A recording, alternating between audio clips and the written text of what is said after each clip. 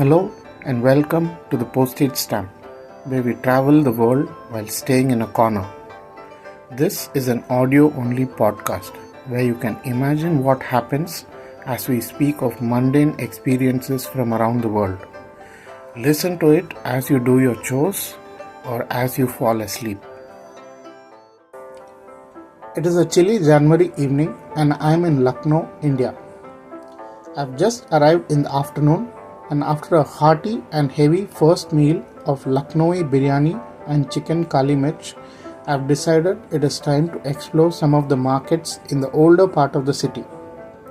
I hail an auto rickshaw to take me to Chowk, a bustling junction that's packed with people and vehicles. As I approach, I hear shouts of chor, chor, which means thief in Hindi, and notice some people chasing a man who's running away. Nobody else seems fazed by this as they go about contributing to the chaos that is the de facto normal in this area. I managed to cross the road to get to the other side after sidestepping various vehicles. I'm following Google Maps and finally reach an area that's supposed to have a lot of shops selling Chikankari clothes. Chikankari is a traditional handicraft of Lucknow where intricate patterns are embroidered on fabric. There are several shops claiming to sell the finest textiles, and I spent some time trying to establish if they are reputable or trying to pass off cheap knockoffs. I finally find one that seems to be quite popular and head in. There is a family that's negotiating a large order for a wedding with a lot of custom specifications. Having neither the time nor budget for such bespoke tailoring, I satisfy myself by having a look at the ready-made outfits that are on offer.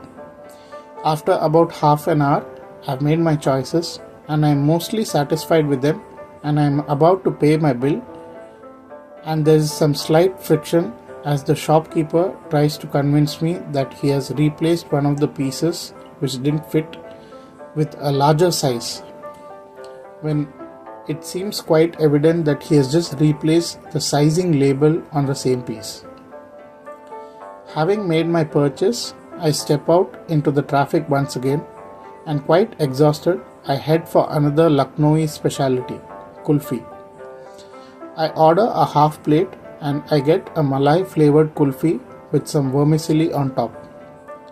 I polish it off and head outside and admire an old fountain that's at the center of the junction.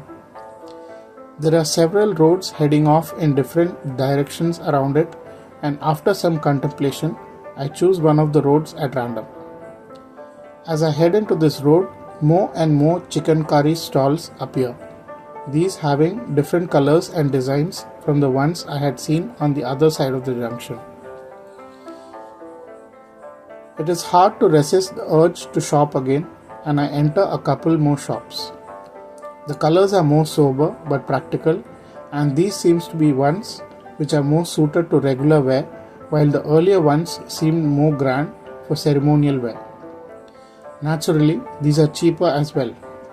I pick up a few pieces as gifts for family and friends.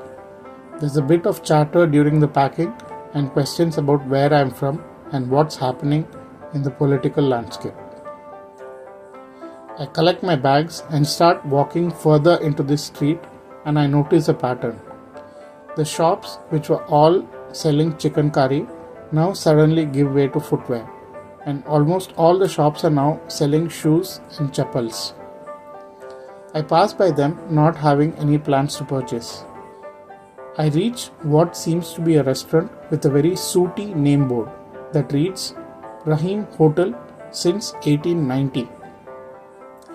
A signboard for Swiggy, a popular food delivery app, just below the name board shows they have kept up with the times.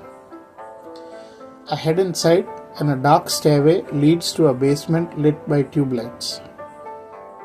The menu is written on a board behind the cashier, and the place is renowned for its kulcha and nihari.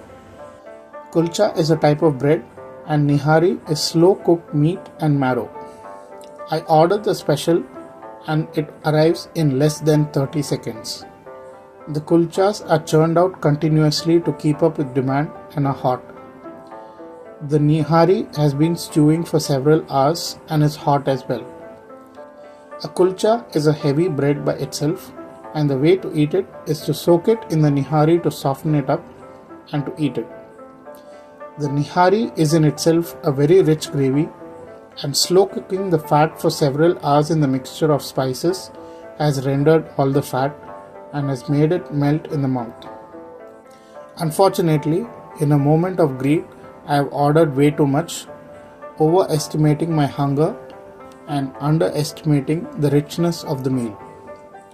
I am soon full, but I make a valiant effort and finish the food on my plate.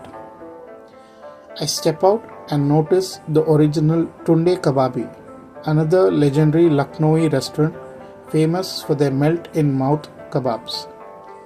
But I have eaten so much that the thought of eating any more isn't doing me any good, and I just make a mental note to return the next day and try to find my way out of the maze of streets.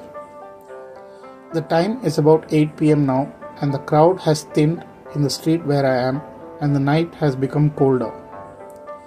I follow my map and reach a slightly busier street where two more Mughlai restaurants advertise their heritage and their food, with restaurant staff preparing food at a live counter at the entrance. As I pass them, I reach another wide road, and that brings back the crowd and chaos. I am propelled by the crowd without any effort of my own. The crowd deposits me on a main road where it disperses in various directions. Quite tired from the physical exertion of walking and also the mental exhaustion of being in a very crowded place for a long period of time, I find an electric auto rickshaw to take me back to my hotel. That brings an end to the latest episode of the Postage Stamp, where we travel the world while staying in a corner. Look forward to another mundane experience in another corner of the world in the next episode. Goodbye.